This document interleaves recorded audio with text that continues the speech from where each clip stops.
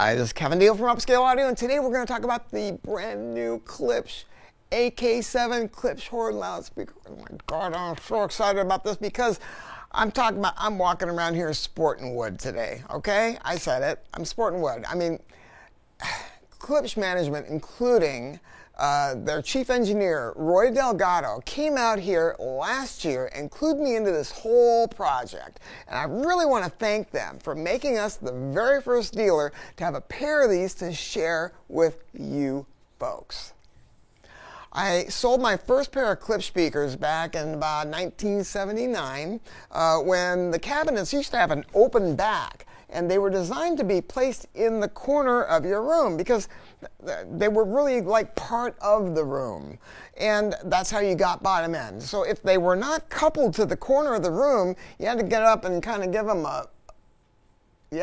a bump, I guess, or kind of grind your hips against them, bump them into the corner, which looked a little bit weird. But you know, hey man, in 1979, I mean, we were like eating Quaaludes and stuff like that. So I think that I was probably walking up to a number of things and trying to grind my hips into them. So look, I love Klipsch. It's a company steeped in history and engineering excellence, but they have never taken themselves too seriously. This is a bullshit button right here that Paul Klipsch would wear when he went to shows. And if he met some kind of a wanker, he would flip his lapel up, show the button, and walk away. And speaking of bullshit, they could have raised the prices on these, and they did not, hardly at all. These are only $89.99 each. And then the crossover is $34.99. And I got to tell you something. I got to thank Klipsch for not taking advantage of the market and I hope they never lose sight of that, and they always keep it real. First, I'm going to discuss the speaker and its improvements, why to buy the external crossover, or even if you should. Most importantly, I want to talk about what amps are going to work to give the very best performance out of these speakers, no matter how you roll. The big changes are the high-frequency driver, which has a new patented extended phase plug to smooth out dispersion no matter where you are in the room. It's going to be a much smoother, cleaner, and easier to listen to. And while this is a significant improvement, I think the biggest deal to me is the new mid-range driver, because they went from a 2-inch phenolic to a 3-inch titanium dome. But the big deal is the K406 horn. They decided to change the horn, and it has Tractrix mumps. And that is a really big deal to me. The benefit of the new high and mid-frequency drivers is going to be smoother polar radiation. And this means better accuracy for your friends that are off axis and that are not in the very, very best seats. You know what I'm talking about. Sometimes you listen to a speaker, you got to put your head in the device, and if you move away from it, everything falls apart. Oh, in fact, think of this. Vision a flashlight with an adjustable beam, right? And when the beam is at its narrowest, that would be the same thing as high frequencies in the audio spectrum. The narrower the beam, the higher up you are. As you pull back and the beam gets wider, you're moving towards mid-range. Well, with these two drivers, you can sit off axis and get glorious stereo. But to me, the biggest improvement is the meat on the bones in the mid-band. That's a really, really big deal, and it's more apparent to you guys that might be into vocals. I mean, because you know how I dig vocals. I talk about that all the time. And especially if you position them right. And we're going to help you understand that and how to do it, because you can't use a tape measure and a laser beam. I don't get it with people that do that. I guess it's okay to get you close to where you want to be. They do give you instructions from Klipsch, but the final stuff has got to be done by ear, and we're going to help you to get it right. The bass driver is unchanged. It's the K33E. It's a 15-inch. It's in the fold-in horn cabinet. It's fast. It's tuneful. This speaker is 103 dB efficient, so power is a non-issue. You can almost run it like with an iPod, you know. So if somebody suggests to you that you need 100 watts to drive a K-horn, or really any Klipsch speakers, you need to walk away, because they just do not know what they're talking about. What is essential is going to be bandwidth and making sure that you do not have excessive gain, and to keep the noise down. Those are the things that are most critical.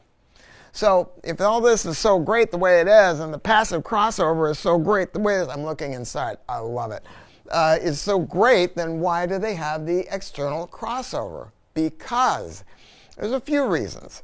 One of them is they're using DSP to compensate for time and phase alignment. Your brain is trying to reconcile the difference between what it hears in this tweeter and this mid-range and the bass driver, but especially in the mid-band. If you do not have that correct and you have high-frequency phase distortion, it can be really unpleasant and just kind of drive you crazy. The other benefit is achieving a flatter response in your room. The speaker measures very flat in an anechoic chamber. It's amazingly accurate, but rooms are oftentimes a mess. They suck. Your room may be huge, it may be too small, any number of things. And every customer is different. In fact, I want to put up a picture of two dudes here. I'm going to put up a picture of two dudes. You tell me which one of them may be more likely to want a little bit more bump on the bottom. And you're going to be able to get it right here. Oh my God, where's my glasses?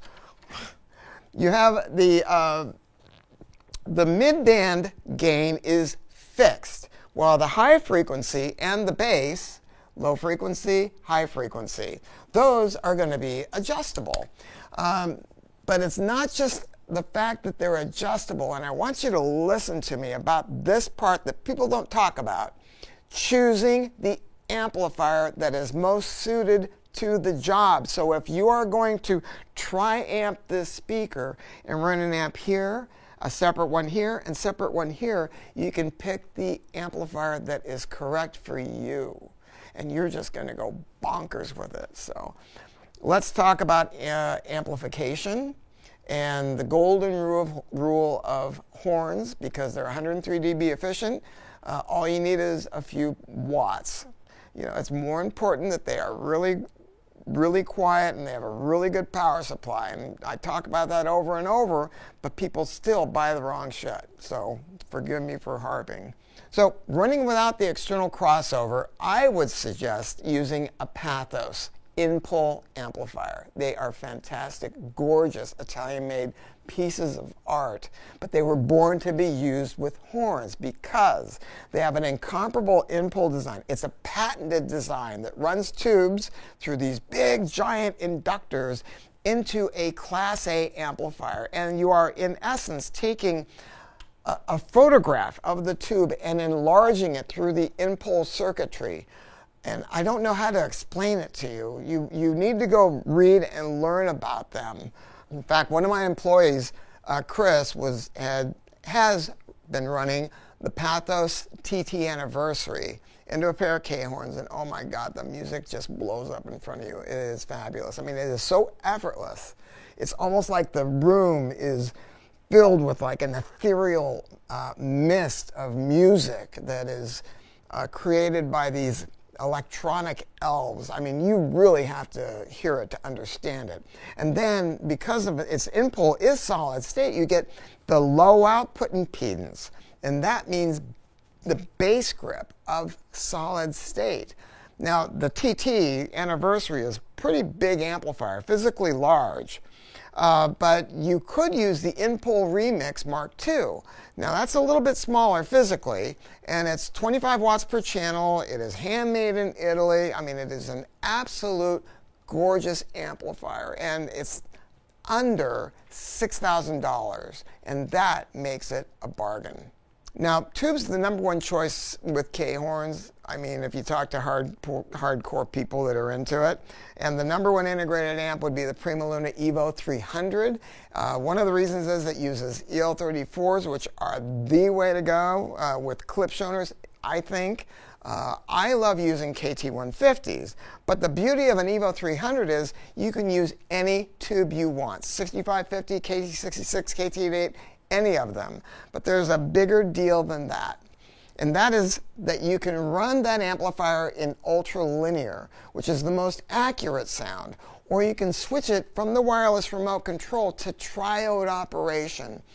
And triode gives you all the golden glow that people talk about with tubes. Plus, it has an HT bypass, so you can run it with the external crossover, if you decide to get one later. But don't buy any tube amp without investigating the ones I mentioned and doing your own due diligence. If you're into the single-ended triode stuff, I understand that. I love it too.